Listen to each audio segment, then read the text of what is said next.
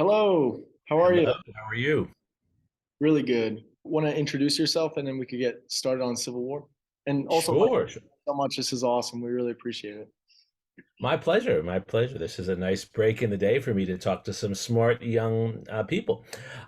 So I'm Professor Jeremi Suri. I'm a professor at the University of Texas at Austin, and I have a great job. I get to work with wonderful students. I get to write books, do research, give lectures, all kinds of fun stuff like that. I'm from New York City originally. I went to Stuyvesant High School, public high school in New York City, and then went off to college and became a professor. Maybe some of you will do the same thing. And I've written books on the history of the presidency. I've written books on Henry Kissinger and American foreign policy, social movements, and the most recent book I wrote was on the legacies of the Civil War for our society today. So I'm really eager to talk about this topic or whatever you guys want to talk about. Do you want to get started with the Civil War, maybe or how about even just covering your book? Would that work? Sure, Okay. sure. So I'm sure you all have seen a copy of it. I hope you all have seen, but it's a great gift for people. So my book is about the legacies of the Civil War for our world today. It's not about the Civil War per se, but what happens after the Civil War. And I'm sure you've covered this in your classes to some extent. But the book looks at the 20 years after the Civil War and the unfinished business that we see still in our politics today. So actually, the book begins with January 6th and then goes back to 1865, and then from 1865 to the 1880s, and then back up to the present. There's sort of three arguments I make in the book that I think might be interesting for you as historians, as history nuts like me, and as people who follow politics. And I think they'll be familiar, but maybe not as familiar as they would be normally. I think our textbooks are catching up to our research still. So the first argument is that many of the losers of the Civil War, many Southern Confederates, don't actually give up, but they continue to fight long after.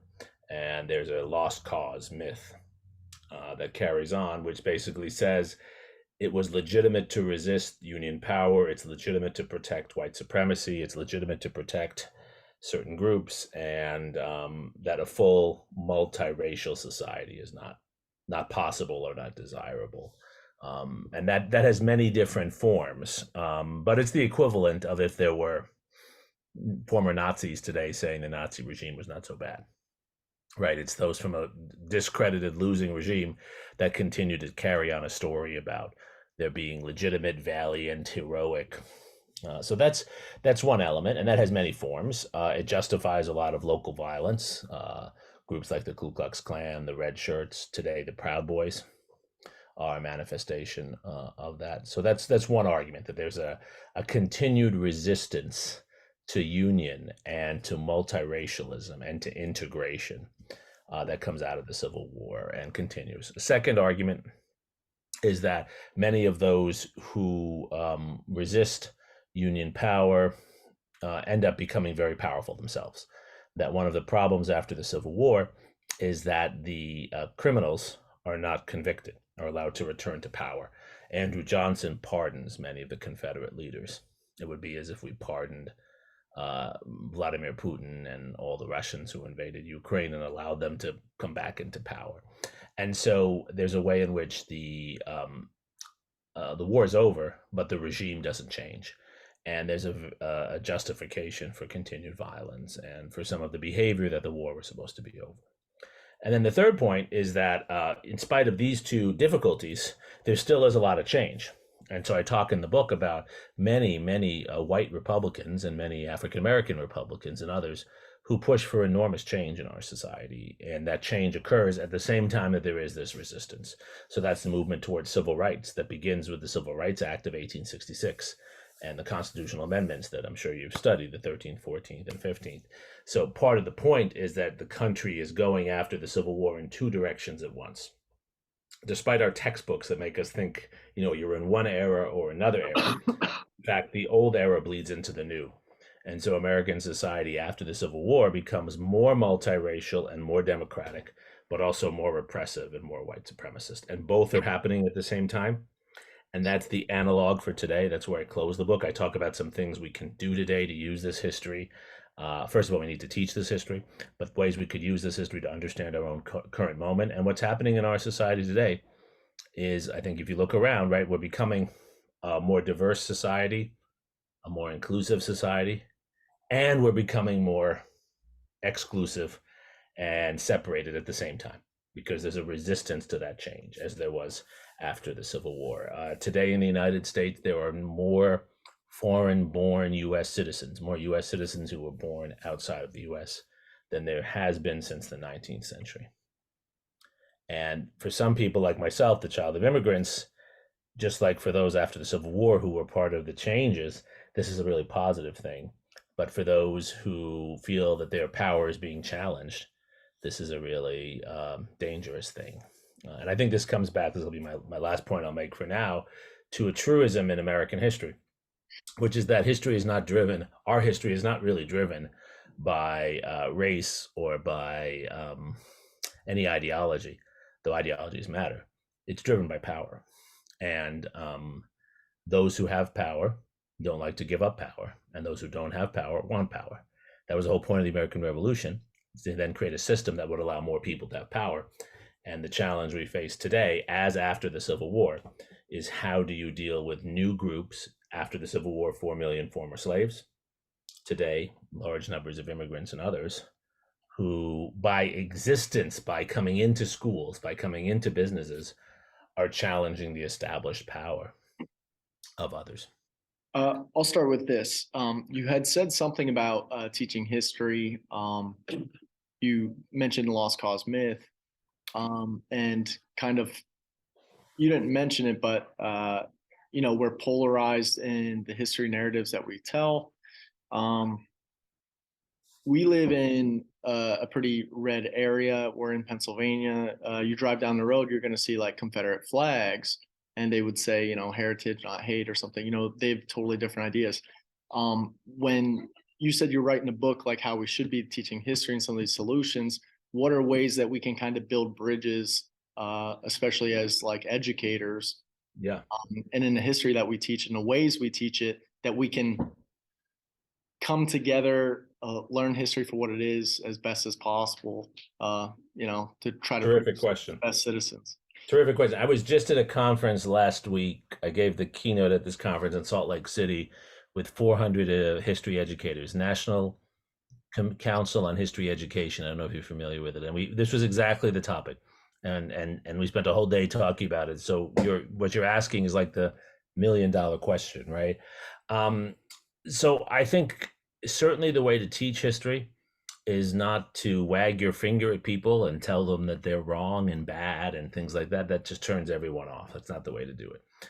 But it's also not the right way to teach history as a kind of feel-good celebration of one group or another. History is not going to a sporting event and cheering, "Yay, USA." That's fine to do that. It's okay to be patriotic. But our patriotism, which matters in the classroom, should not guide our analysis and research. So I think the way to teach history is to teach history as a full story, the good and the bad, the achievements and the failures. It's sort of the way I think about parenting. We have 2 teenagers. Actually, our second is just going to be going to college soon. And, I've always thought the best parents were not the parents who told their kids, you're always right, you're always the best. Now come home, eat chocolate cake, and watch TV all night. The best parents are those who say, we love you, we care about you, we support you, but we're going to hold you to high standards. And if you do something wrong, if you don't do your homework on time, there are going to be consequences at home, right? Same thing here. We should teach that our country was born of very high aspirations, probably higher aspirations than any other society. And in part, we've lived up to some of those aspirations. Look at free speech in our society. No society has free speech like our society.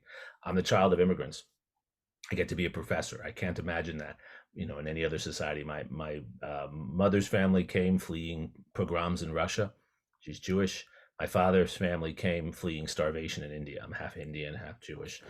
That's like, right? That's an American story, right? That's the beauty of our country. All of us, I'm guessing there's no one in your room who's on the Mayflower, right? We're all mixes. That's the beauty of our country. But then we also have to acknowledge that we haven't always lived up to our aspirations. And we believe in our aspirations. It's patriotic to say, I love my country. I want my country to live up to its aspirations, and where it hasn't, I'm going to hold it to account. Slavery would be one of those. The white supremacy after the Civil War and the violence of the Ku Klux Klan and things like that, which I talk about. I talk about it in the book Memphis, 1866. If you don't know this story, you should. This is a prosperous African American community. They former slaves. They've been in the Union Army.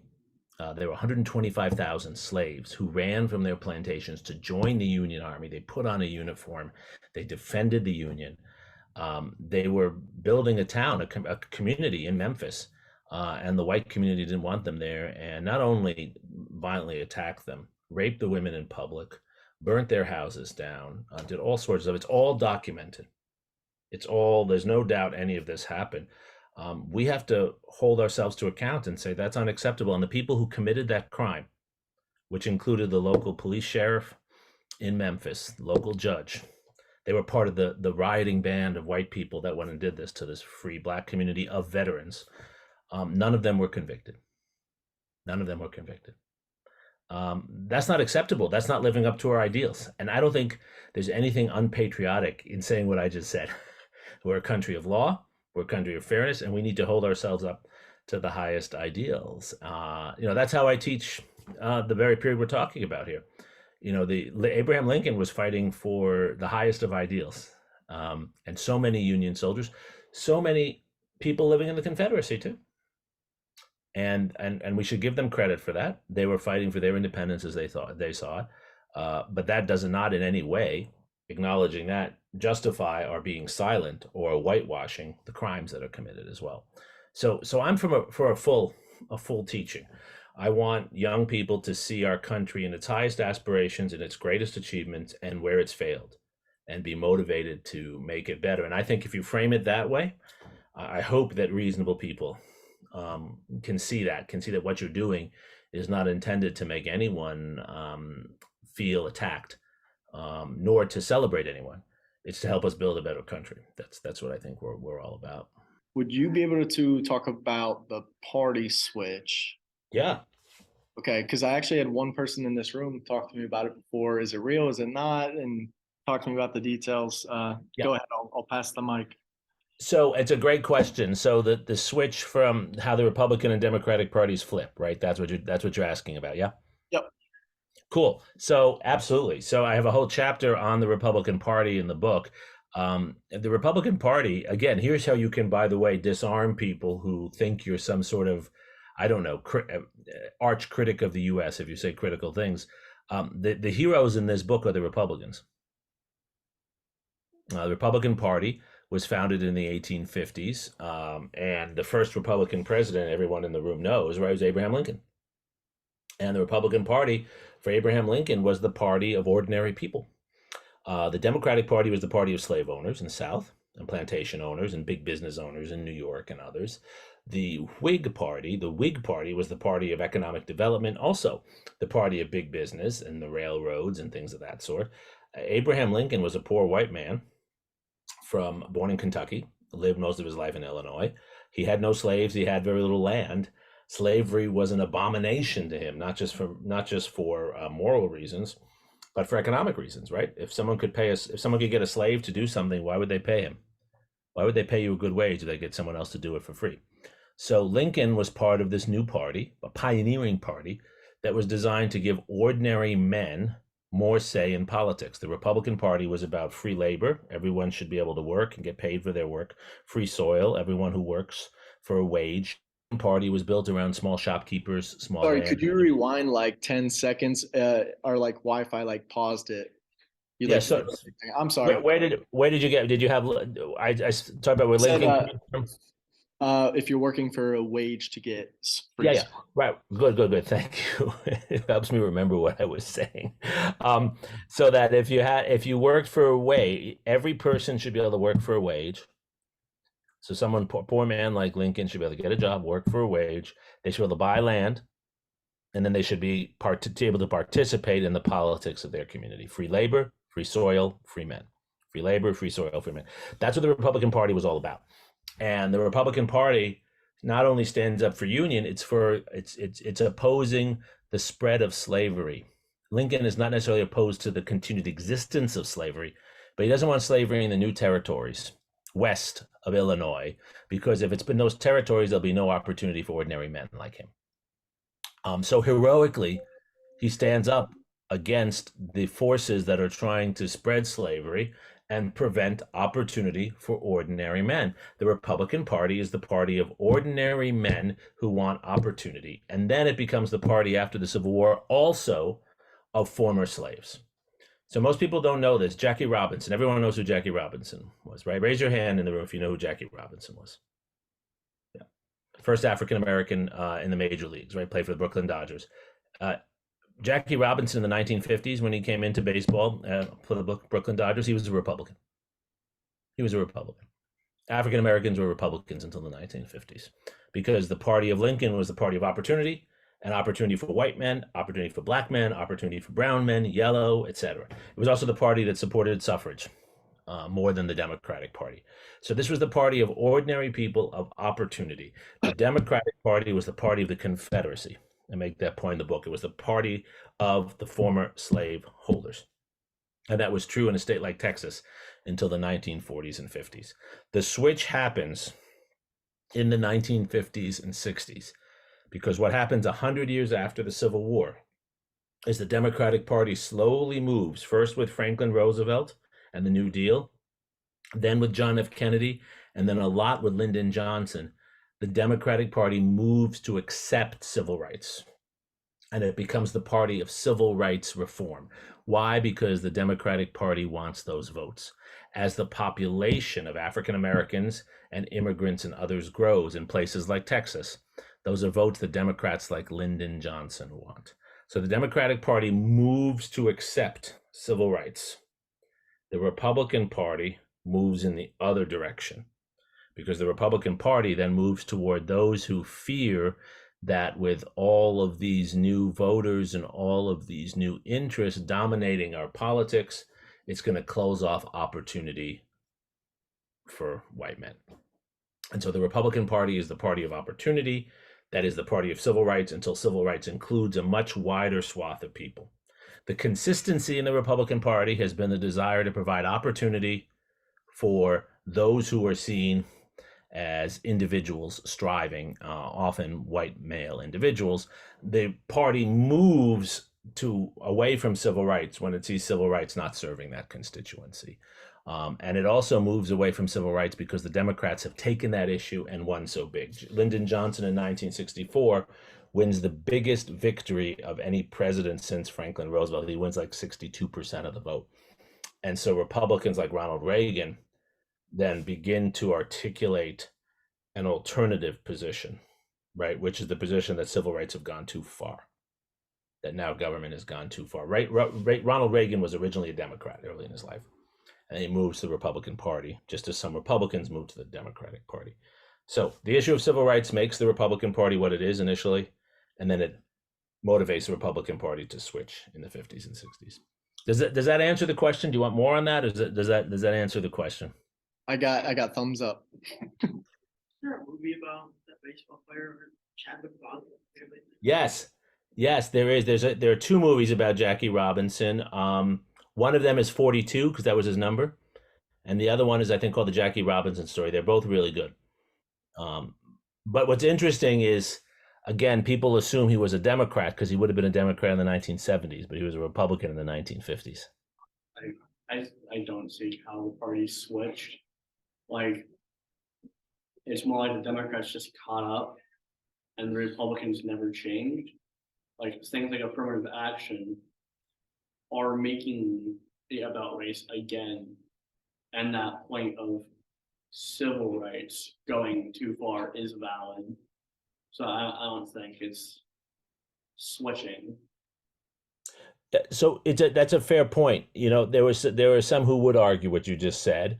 And affirmative action is a complex issue, right? So I don't think affirmative action is indicative necessarily, and I think you've got a good point. I think the issue is more that the Republican Party since the 1960s has relied much more on, if you look at the voting numbers, right, has relied on almost exclusively or largely white male and female votes. And that's certainly true if you look at Trump and if you look at George W. Bush. The only change has been in recent years, the Republican Party has done a little better with Hispanic voters, but still, it's done better than it did before. It's still a far smaller number.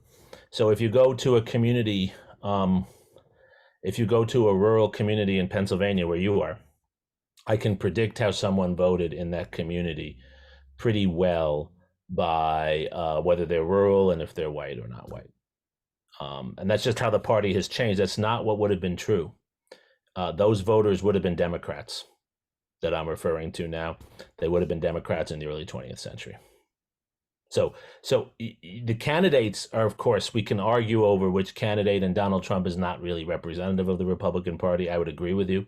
There are a lot of Republican moderates who are very pro-civil rights, maybe as many as there are Democrats. But the voting base, who votes for which party, has definitely swung. You know, when Ronald Reagan was running for president, and Ronald Reagan was a racial moderate, Ronald Reagan was a supporter of civil rights, and Ronald Reagan signed an immigration bill. Right, the last major bill allowing more immigration was signed actually by Ronald Reagan. So Reagan was a racial moderate, but when he ran for office, he made a point of going to Mississippi and making the case that he was about states' rights. He said that in the same community where the three civil rights marchers in 1964, civil rights activists, Cheney, Schwerner, and Goodman, had been killed. No other candidate had gone there since then. He went and actually kind of reached out to that community and in a sense legitimized the racial violence. That's not Reagan. That's campaigning for office to get elected. But that tells you about how the party had moved. And my point is actually those voters were like that. They were Democrats. Now they moved to the Republican Party. So you could say it's the voters who push the parties in different directions. And the voters might not change, but that does change the parties who they vote for. So my next question is, and maybe an impossible one, where do you see the political parties going now? I don't see how the Republican Party can continue on the direction it's been under, at least the Trump part of the party, and ever win an election again, because the country is becoming more diverse and more educated, whether we like it or not. And so I think the Republican Party, one of the reasons I wrote this book is I want the Republican Party to come back to some of what I think were its great roots. I think it should be a party that's about opportunity for all people. I think the Republican Party should make the case and legitimately try to make the case that what they're doing will help diverse populations do better. It will help young, educated populations. Instead of reaching out to the non-college educated, resistant population to change, they should do the opposite. They have a lot to offer. And that's what I'd like to see the party. They're going to have to if they want to win national elections. The problem is they can win local elections this way because of gerrymandering. You can get someone like a Marjorie Taylor Greene in Georgia, just as you can get extremes on the other side because of gerrymandering. But if you want to win elections, you've got to appeal to the middle. The person who said that most clearly was Ronald Reagan. That's what Reagan was trying to do. And I think if Reagan were alive today, that's where he would try to move the party. Reagan would not be for, saying horrible things about immigrants. He would not be for saying we should abandon Ukraine. He would not be against funding public education. He would not attack teachers. None of those things Reagan did. He would say we have to bring the party back to the middle, to its Abraham Lincoln roots. How about the Democratic Party? Well, so I think the Democratic Party, the Democratic Party now is a more diverse coalition of different groups. I think the Democratic Party is it's got a group that's going to the far left. It's got a group around Biden that's toward the middle. And I think it's got to come up with a common theme and keep itself united rather than going in so many different directions at one time. But it is interesting, right? The Democratic Party has become more the party of markets than the Republican Party, right? Look at how Republicans attack, companies like Disney and others, and Democrats support them. So the Democrats have a lot of work to do to figure out what their identity is. I think the problem the Democrats have is that they're about everything and nothing at the same time, which could be even as bad. That could be worse than being extreme. And so the Democrats need an identity, and the Republicans need to move their identity into a place where it can actually resonate with the majority of Americans. I don't know if you cover this in the book, but we are from Pennsylvania. So I did want to ask, I've seen you on Lex Friedman talking about Lincoln, Grant, and so on. Can you talk to us a little bit about James Buchanan, since he's Yeah. a Pennsylvania president? So Yeah, of course. And Buchanan is in the book. In fact, most people don't know about Buchanan. I'm glad you brought that up. That's awesome. James Buchanan um, was, he really was trying to prevent a civil war from occurring, right? He was kind of caught in the middle. And I think that Buchanan's most important contribution was to try to keep the different parties talking to one another and prevent things. He was trying to find compromise. But I think what Buchanan didn't realize was at some level, in order to create compromise, you have to do something more than just propose the status quo. You've got to move to something else. I think his challenge as president was that Buchanan was very sympathetic to Southern slaveholders, but also was not an arch supporter of slave expansion. And so he finds himself kind of caught in the middle. And I think the lesson for all of us is the way to pursue compromise is not just to be stuck in the middle, it's to actually come up with ideas that will move things forward rather than just staying in the status quo. The way I think about James Buchanan is he was just trying to sort of hold things in place as long as he could. And I think that's a losing strategy. But he was a good man. He was a good man. What is I ask all of our guests this, favorite part of history? Oh, my favorite. Were you asked this on Lex Friedman's podcast? I don't remember. I don't think so. No, I think we were talking more sort of specifics. So my favorite period to study is in some ways still the Cold War, which I wrote a lot of books on, because it's a period where foreign policy and domestic policy come together. Things like the Vietnam War, the Korean War, the legacies of World War II, the Holocaust, of course. I find that fascinating and so relevant. What's the favorite part of doing history? I really like what I'm sure your students get to do a little bit. I really like when you get to read the original materials and then read how different people have interpreted them and come up with your own interpretation. How do you make sense of the world as you see it? How do you recreate? Like for this book, I spent a lot of time reading old newspapers, which was so much fun for the period after the Civil War, trying to recreate why so many people thought John Wilkes Booth did the right thing. The book opens up with people actually defending John Wilkes Booth. And why did so many people think he did the right thing in some parts of the country, like Texas and elsewhere? So that part is fun, reconstructing another world, which is sort of what people do in AI also, right? You reconstruct another world for us to experience it and learn from it. And I love the writing and the storytelling. Can you expand on the John Wilkes Booth support? Yeah, so this is where the book opens.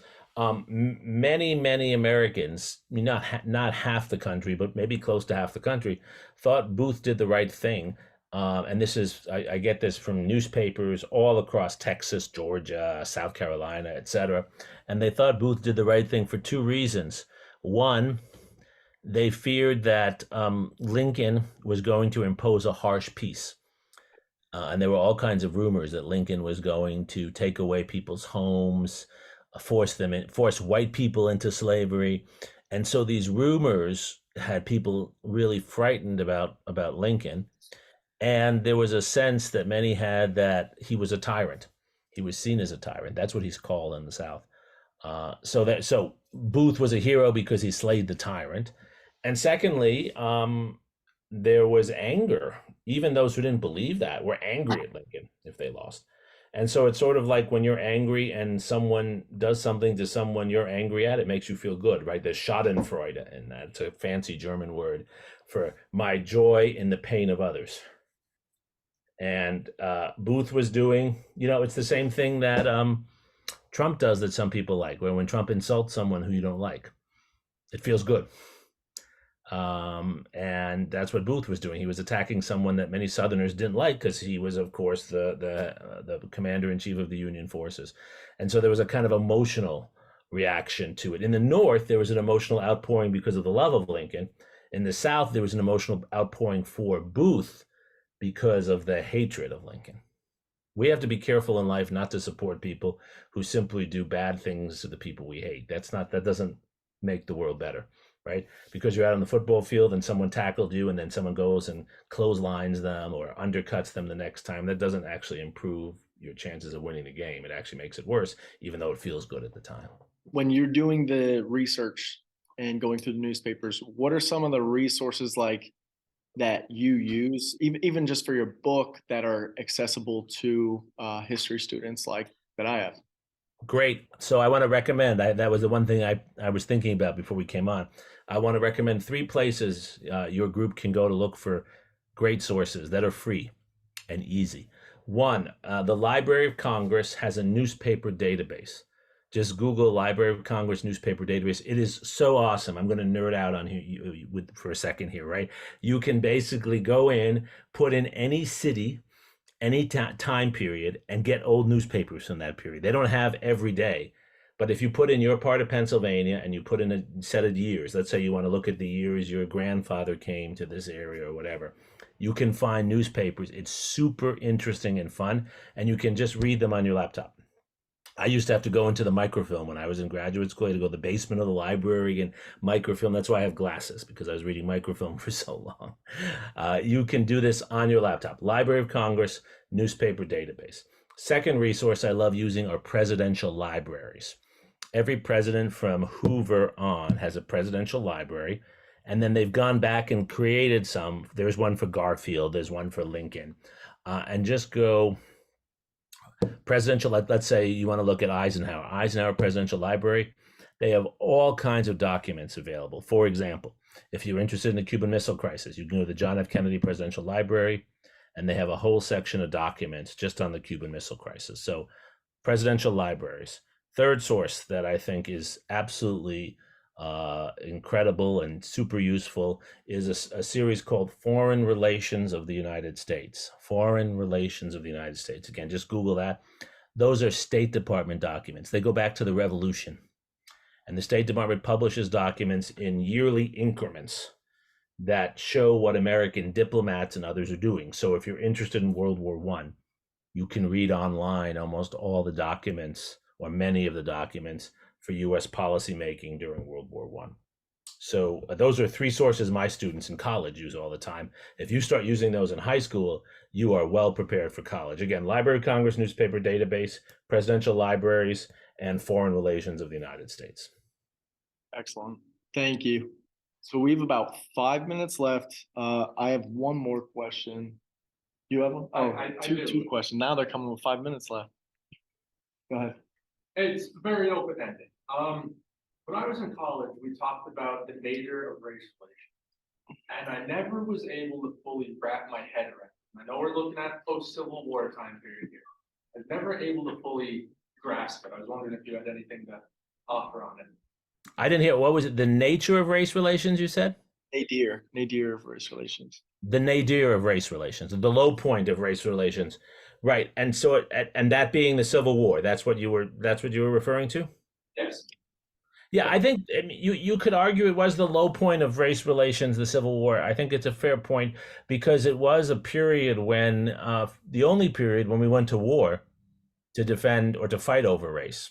We've had low scale violence ever since, but the goal of democracy that we've usually succeeded at is, even though there's been tension and violence, we have not made our politics about one race versus another.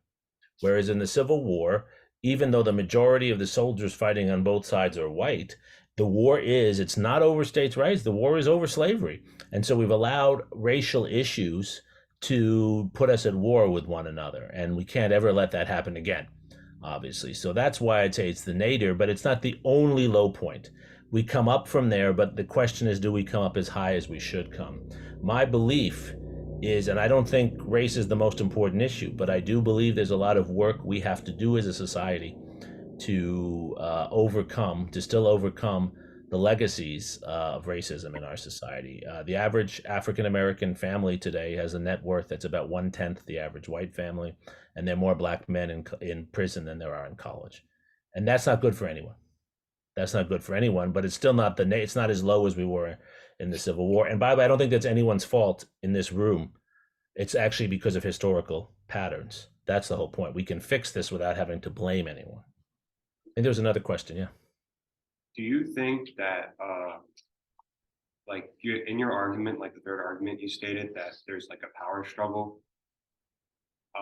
Like, do you think there will always be a power struggle in some way, shape, or form? I feel like a very like current example would be like, in terms of like nuclear weapons, like whoever has the most is like considered to be the most powerful. And then like looking back at it at like world wars, like America, Britain, and like Soviet Union are considered to be like who have the most power. Like, do you think it will always be something? Yeah, I think it's a great question. Yes, I do think power relations always matter. I think they matter more than race. I think people who have power never like to give up power. It doesn't matter who you are. And I think power always has its privileges. So people always want power.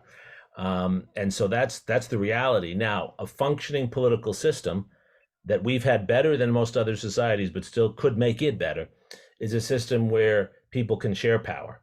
And people who have power don't feel they're losing power by others getting power. And that's the challenge both internationally and at home. I don't think we'll ever be at a point where there aren't power struggles. But the question is, how do you manage power struggles? How do you manage it so those who have power feel comfortable and those who don't have power have access to power? That's why I believe in education. I think education is the best way we do this. Public education. I'm a product of public schools. You guys are public school, right? Yep. I'm a product of public schools in New York City. My parents are immigrants. They had no money. I couldn't go to some fancy New York school.